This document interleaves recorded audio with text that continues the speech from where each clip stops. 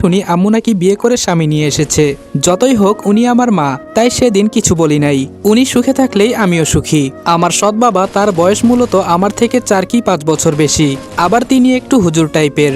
আমার সাথে বেশি একটা জমে না, দরকার পড়লে কথা বলি, না হলে না। কিন্তু আজকে নিজ চোখে যা দেখলাম সেটা হয়তো ভুলার মতো নয়। তবে মায়া এটা কিভাবে করলো? ছি, ওর মন মানসিকতা এতটা নিচ হতে পারে যে এটা আমি কখনো জানতাম না। হঠাৎ বাহিরে আবার কিসের যেন আওয়াজ শুনলাম। রুম থেকে বের হয়ে দেখি আমার সৎ বাবা ডিজিটাল প্যান্টের সাথে ম্যাচিং করে শার্ট আর জুতা পরেছে। এসব দেখে আমার আম্মু আবার প্রশংসা করছে। হঠাৎ করে পাঞ্জাবি পায়জামা ছেড়ে এসব পরলো কেন? কাহিনী তো কিছু একটা আছে। আমার কাছে এসে আম্মু বলল, দেখ তো বাবা, তোর বাবাকে আজকে কেমন লাগছে। আমি আম্মুকে অখুশি করতে পারবো না, তাই ফোনটা কানের কাছে নিয়ে বললাম, মিতু বল। অযথা কথা বলতে বলতে আমি আমার রুমের দিকে যাচ্ছি। আম্মুকে হাতের ইশারা করে বললাম, দাঁড়াও আম্মু, আমি ভেতর থেকে আসছি। ভেতরে গিয়ে আবার বিছানার উপর গিয়ে বসলাম আর মনে মনে চিন্তা করছি আমাকে ওদের উপর নজর রাখতে হবে। দূর থেকে দেখতে পাচ্ছি আম্মুর পেছনে মায়া দাঁড়িয়ে আছে। হঠাৎ দেখি মায়া আমার সৎ বাবার পকেটে সাদা একটা কাগজের টুকরো দিল। লাফ দিয়ে উঠে টেবিলের ড্রয়ার থেকে পিস্তল নিয়ে যেই রুম থেকে বের হতে যাব তখনই মনে পড়লো আমি এসব কি করছি। গরম গরম সব কাজ করলে তো হয় না। পিস্তলটা মূলত নিজের সেফটির জন্য রাখি আমি। ফোনটা বের করে মিতুকে কল দিলাম। মিতু হলো আমার বেস্ট ফ্রেন্ড। ও আমাদের এখানকার সরকারি হাসপাতালের একজন ডাক্তার। আমার আরেকজন বেস্ট ফ্রেন্ড হলো রিপন।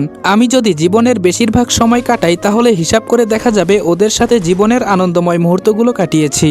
আর রিপন হলো একজন কৃষক। ওর সম্পর্কে এখন বলবো না, সাথে থাকেন জানতে পারবেন। মিতু ফোন রিসিভ করে বলল, লাভু বল। মিতু আমায় এই নামেই বেশি ডাকে। আমি বললাম, আচ্ছা মিতু, আমি যদি 2 জন মানুষকে খুন করি তাহলে আমার কি সত্যি সত্যি জেল হবে নাকি ফাঁসি? ফোনের ওপাশ থেকে মিতু হাসতে হাসতে বলল, খুন? তাও আবার তুই? জানিস আজকে আমি মন খুলে আসলাম, তুই তো ভালোই জোকস করতে পারিস দেখি। আমি বললাম, মিতু দেখ, আমি কিন্তু একদম মজা করছি না, তুই আমার কথার উত্তর দে শুধু। মিতু বলল, দেখ ভাই, তোর আজাইরা পেঁচালের উত্তর আমি দিতে পারবো না। এবার আমি মন খারাপ করে বললাম, থাক তুই, তোর বলতে হবে না।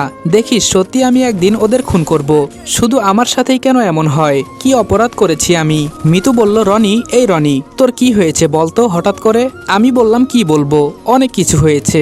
মিতু বলল, আচ্ছা তাহলে হাসপাতালে চলে আয় রিপনকে নিয়ে, আমার হাতে কিছু কাজ আছে, আগে কাজটা শেষ করি। ফোনটা কেটে দিলাম। আচ্ছা, সকালে কি আমার চোখের দেখা ভুল ছিল? হতেও পারে, আবার নাও হতে পারে। কিছুক্ষণ পর আম্মু ডেকে বলল নাস্তা করতে। রুম থেকে বের হয়ে টেবিলে গিয়ে বসতেই চাচা বলল, কি ভাতিজা, হঠাৎ এত রেগে গেলে কেন? আমি মাথা নিচু করে বললাম, এই তো চাচা, এমনি একটু মজা করলাম। চাচি আম্মা সবাইকে খেতে বলে আমাকে বলল, রনি, তোর বড় বোনের জন্য একটা সম্বন্ধ এসেছিল, তুই একটু খোঁজ খবর নিয়ে দেখিস তো। চাচির বলা কথাটা শুনেই যেন আমার বুকের ভেতরে একটা মোচড় দিয়ে উঠল। হাত থেকে রুটিটা নিচে পড়ে গেল। মায়া আমার দিকে তাকিয়ে একটা হাসি দিয়ে ইশারা করে বলল, সবকিছু ঠিক হয়ে যাবে। আর তোর আমাকে নিয়ে এত চিন্তা কেন? আম্মু আমার কাছে এসে বলল, কি হয়েছে বাবা তোর? টেবিলের নিচ থেকে রুটিটা নিতে গিয়ে দেখি মায়ের দেওয়া চিঠিটা সৎ বাবার পকেটে ভেসে আছে। হালকা করে দেখা যাচ্ছে আজকে পা। শুধু এই পর্যন্ত দেখতে পেলাম। মনে মনে আন্দাজ করে নিলাম হয়তো পার্কে ঘুরতে যেতে বলেছে। রুটিটা রেখে বললাম, আম্মু আমি আজকে কিছুই খাবো না, আমি হাসপাতালে যাব একটু।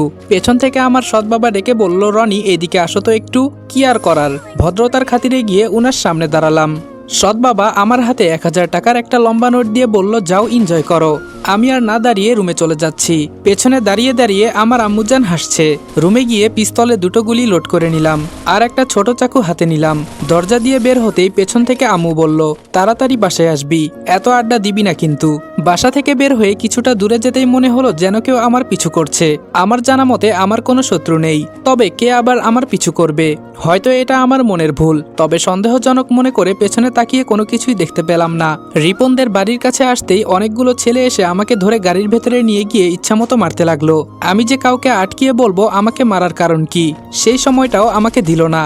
আমাকে প্রায় আধা ঘন্টা মারার পরে একটা ছেলে আমাকে উদ্দেশ্য করে বলল, তোরে এমনি এমনি মারি নাই, আমাদের টাকা দেওয়া হয়েছিল এজন্য মারলাম, আর তোকে তোর আপন জনেই মারতে বলেছে। ছি, এমন আত্মীয় স্বজন থাকার চেয়ে না থাকাই ভালো। এগুলো বলে ছেলেগুলো চলে গেল। আমি রাস্তার পাশে পড়ে আছি। হঠাৎ দেখি রিপন একটা লাঠি নিয়ে কোথায় যেন যাচ্ছে। আমি হাত দিয়ে ইশারা করলাম। রিপন আমাকে দূরে থেকে দেখে দৌড়ে এসে আমাকে ধরে বলল, বন্ধু তোর কি হয়েছে? আমি হাতে ইশারা করে বললাম, এখন আমি কিছু বলতে পারবো না, আমাকে আগে হাসপাতালে নিয়ে যা। আমার কথা মতো রিপন তাই করলো, কিন্তু আমি আর চোখ খুলে রাখতে পারলাম না। আপনা আপনি আমার চোখ বন্ধ হয়ে গেল। যখন আমার জ্ঞান ফিরল তখন তাকিয়ে দেখি আমার পাশে মিতু আর রিপন বসে আছে। মিতু আমার দিকে এগিয়ে এসে বলল, তাহলে শেষমেশ তোর জ্ঞান ফিরল? আমিও মজা করে বললাম, কেন, তুই কি চাইছিলি আমি মারা যাই? মিতু রাগী চেহারা নিয়ে বলল, কি হয়েছে, কাহিনী বলতো। আর এসব ফালতু কথা রাখ। রিপন আমার দিকে তাকিয়ে বলল, আমাদের এখানের ছেলেপেলে কি তোরে? আমি বললাম, আরে না রিপন, ওদের কি সেই সাহস আছে আমাকে মারার? এখানে কাহিনী তো কিছু আছেই, তা আমাকে খুঁজে বের করতে হবে। ও শিট, আমি তো ভুলেই গেছি। রিপন আমাকে একটা সাহায্য করতো। রিপন বলল, বল কি করতে হবে। আমি রিপনকে সবকিছু বুঝিয়ে পাঠিয়ে দিলাম। মিতু এবার আমার দিকে তাকিয়ে বলল, তোর কি হয়েছে সত্যি করে বলতো। আবার মায়া তো তোরে আবার।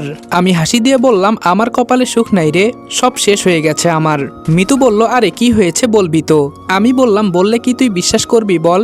জানি বিশ্বাস করবি না, তাই বলেও লাভ নেই। মিতু বলল, আরে বল না। আর তোরে কে মারলো আমাকে শুধু একবার বল, পরে দেখ আমি কি করি। সকালে কি কি হয়েছিল আমি মিতুকে সব বুঝিয়ে বললাম। আমার কথা শুনে মিতু উল্টা হাসতে হাসতে গড়াগড়ি খাচ্ছে। আমি রাগী চেহারা নিয়ে তাকিয়ে বললাম, মিতু। মিতু এবার হাসি থামিয়ে বলল, তোর কি মাথা খারাপ হয়ে গেছে? আমি জানি তোর সৎ বাবাকে তোর পছন্দ নয়,